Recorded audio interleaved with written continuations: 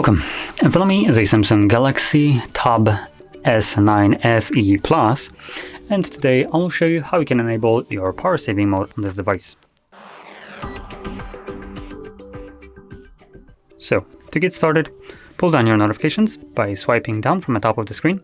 Swipe down once again to extend the list of toggles and find the power saving toggle, which for me it is right over here. Now if you don't see it on the first page, you can swipe to the left and this will show you multiple other pages. Now from here, simply tap on it. It lowers down your brightness, turns off the high refresh rate on the display, and might also disconnect from Wi-Fi and the mobile data if you have that. So that will only happen when you're not using the device. So once you actually unlock it and start using it again, it will reconnect, and it might be reconnecting every so often, every half an hour or so, just so it can get whatever it's missing in terms of notifications. So if that is something that bothers you, just keep in mind that it's caused by the power saving mode.